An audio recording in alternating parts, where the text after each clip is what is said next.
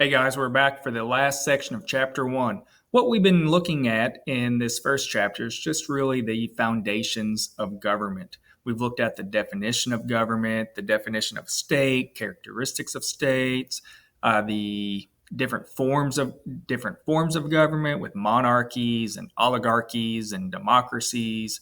Then we looked at the difference between a parliamentary and a presidential system of government. Now, what we're going to do is just look at here in the United States, what is our democracy, or what does our democracy look like? And these 3 bullet points right here just kind of highlight what we're going to be talking about. That we have democratic ideals, that we have basic principles of American democracy that we strive to uphold. And then we're talking about economic freedom through the free enterprise system. That's the main topics, and we're going to get started. Let's look at the main idea, or the focus questions that we're going to look at, or that we're going to be discussing in our next meeting. Why are the ideals of liberty, equality, and self-government important? What are the principles of American democracy? And why is the free enterprise system important to the United States and to American democracy? When we say ideals are like goals, something that we strive for. I have up here the definition. It's the conception of something in its most perfect form. Think about that. It's not what we currently have, it's what we want to have. And that's liberty, equality, and self-government. In just a second, we're going to go through these 3 ideals. But these 3 things are really at the core of our country. It's been these 3 things since the beginning. If you look in our founding documents, in our Declaration of Independence, and in our Constitution, and even with other documents, they're in there. And they still guide our government today. Have we achieved true liberty, true equality, true self-government for everybody? No, but it's what we want or hope to achieve. So let's look at this first one, liberty. Liberty, I always like to, whenever I think of liberty, I think of freedom to think and act as you want. Now, with liberty, it's not 100% total freedom. The choices you make can't harm other people. It can't infringe on the liberty of other people or the well-being or health of others. What we're talking about is freedom from government control. Freedom to exercise your rights that have been guaranteed under the Constitution, mainly through the Bill of Rights. It's being able to do what you want within the boundaries of society. I always gave the example in class that, let's just think of, can Joey stand up on his desk and start screaming and say, I have the freedom to do what I want? Well, yes, he could theoretically stand up and start screaming, but he's going to face consequences. You have rights. You can do things so long as they don't interfere with the freedoms of others. There's a famous quote, and I love it. It says, the right to swing my fist ends where the other man's nose begins. Think about that.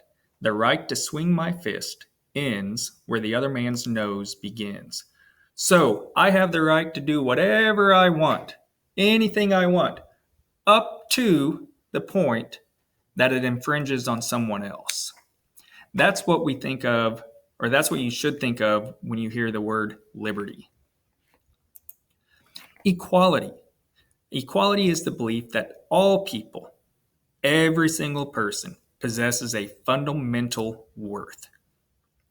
That simply because they are humans, that entitles them to fair treatment and equal opportunity.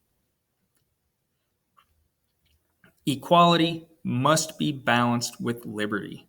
It is a balancing act. And then the final topic is self-government. That we can rule ourselves.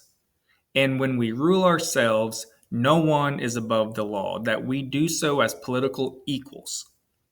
With self government, we have the power.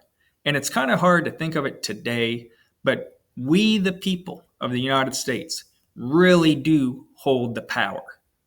We give our consent to be ruled. And if we don't like it, what can we do?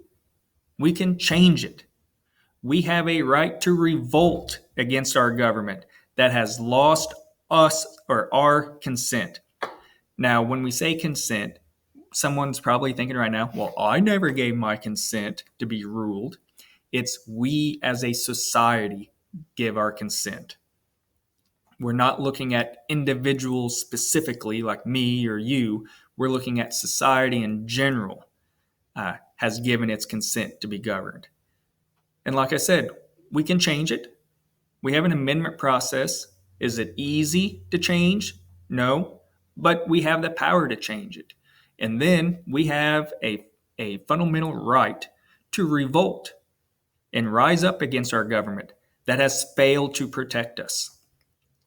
These three things, liberty, equality, and self-government, these are three things that we strive to achieve here in the United States. Have we fallen short? Yes, but that doesn't mean we don't stop trying. Now let's look at a few principles of American democracy.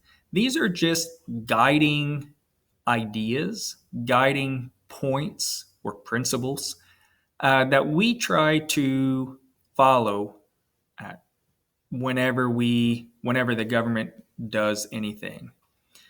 The first principle is the worth of the individual, that everyone possesses, like that equality topic that we just spoke about. Everyone has the ability to think for themselves, to pursue their own paths in life, that they have the ability to reason. And that's what we really value. Our democracy values individual freedom. We value personal responsibility, accepting the consequences, helping yourself out. The idea of self-reliance back in American history, you should have talked about Herbert Hoover's idea of rugged individualism during the early stages of the Great Depression. Work hard, do it yourself, climb, pull yourself out of the hole. That's what we value. We value this idea. Whenever I talk about this, I always think about the Wild West, how they did things on their own. And it was pursuing their interests, whether they were going out for gold or to start a new life. It was doing it on our own. And that's what we value here in the United States. Another principle of American democracy is the rule of law. No one is above the law. Our government is a government of laws, not of men. Our political leaders are subject to impeachment. They have limited power. They cannot do everything or anything that they want. There are limits, and those are specifically stated in the Constitution. When you think about this, you can think about the impeachment of Nixon, or some of the issues that are going on now, whatever side of the aisle you are on, the political spectrum, wherever you fall on that. That we are a government of laws, not of men. No one is above the law.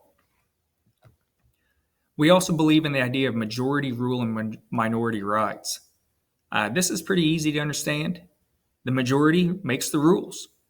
Right now in the House of Representatives, the Democrats control the majority. So what happens? A Democrat is the Speaker of the House. The Democrats have the chairmanships. However, it's not total majority rule. It's balanced off by minority rights. That even though a group of people may be in the majority, they still must respect the rights of the minority. For example, let's say that the Democrats control the House and the Senate and even the White House. So they are truly in the majority of all three branches of government, or of the legislative and executive branches. They can't just outlaw Republicans. They can't say being a Republican is illegal and punishable by 20 years in prison. No, they have to balance their power with the rights of the minority.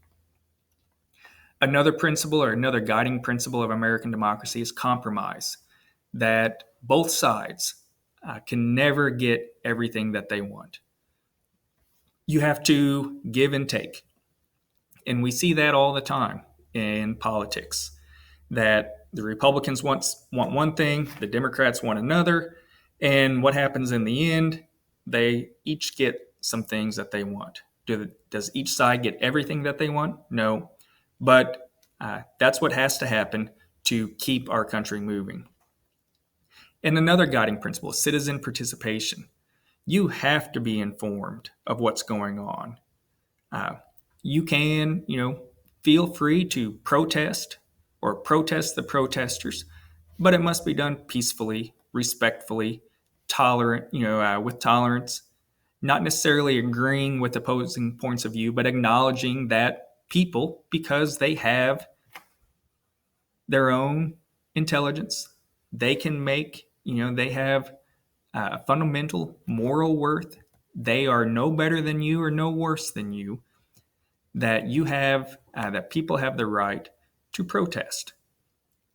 And it's not just protesting. It's even simply knowing what's going on. I always think of the late night TV shows where Jimmy Kimmel or even Jay Leno back in the day would go out into the streets and ask people questions, and simple questions like, who's the vice president of the United States? And people would be like, Arnold Schwarzenegger? And people would laugh because they're stupid in a sense. Don't be that person. Be an active participant in society. Be an active participant in politics and in government. Does that mean you have to run for office? No. But it means voting. It means being aware of the issues. It means whenever you go vote that you know what you're voting on. You see a proposal on the ballot and you have to mark yes or no. Well, know what you're marking yes for or know what you're marking no for. Participate. Be informed about the public issues. That's a big guiding principle. The last thing we're talking about is the economic system, or the how the free enterprise system of the United States is tied to democracy. With the free enterprise system, it's for the sorry, let me start over. With the free enterprise system, this allows both people and businesses to make their own economic choices. No, the government doesn't tell a factory how many shoes they have to make and what they can sell them for.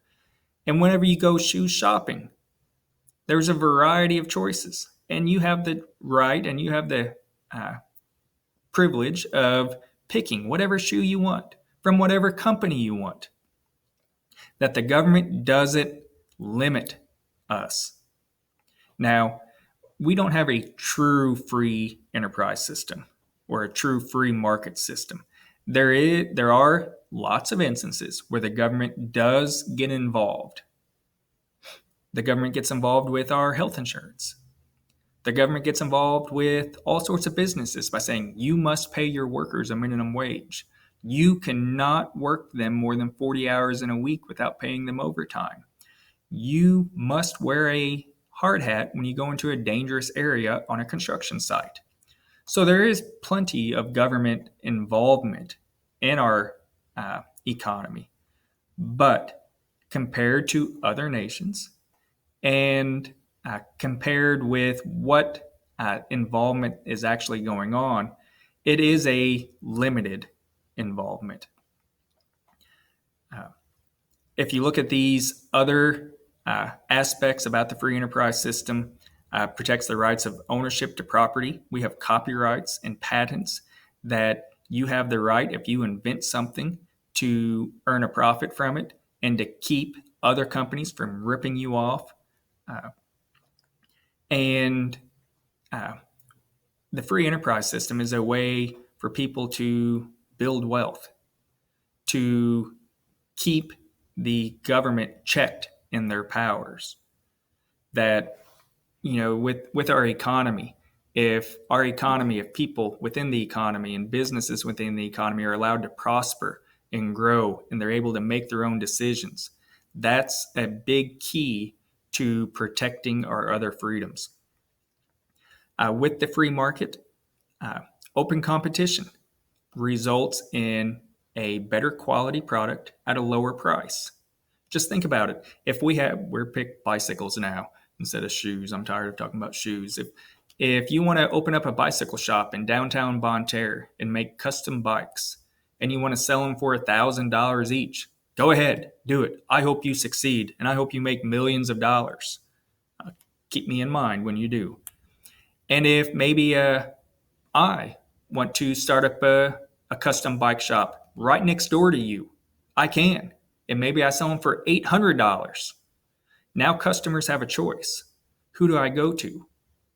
Well, you know that if you want to make money, you're going to have to offer a better product than mine at a cheaper price. That benefits us, the consumer. Those of us who succeed in the competition, maybe you put me out of business. You succeed. You will prosper. And because you prosper, that's going to benefit society. It's going to benefit your family. You're going to have money to spend at other businesses. And it's going to benefit the economy as a whole. That's the free enterprise system. When we get to later in the year, hopefully we will all be back in school by this time. We're going to be talking about the economic system of the United States in a little bit more detail. But in this case, I just wanted to introduce this market because it kind of goes along with the principles of American democracy, and it just kind of fits in there quite well. So I just wanted to touch up on it. This ends the third section of Chapter 1. What I recommend doing is, before your test, which is coming up soon, review these 3 videos. It will take you, 20, 35, about 45 minutes. So spend one day or, 3 parts of one day rewatching these videos, making sure you got these terms down, that you understand these terms.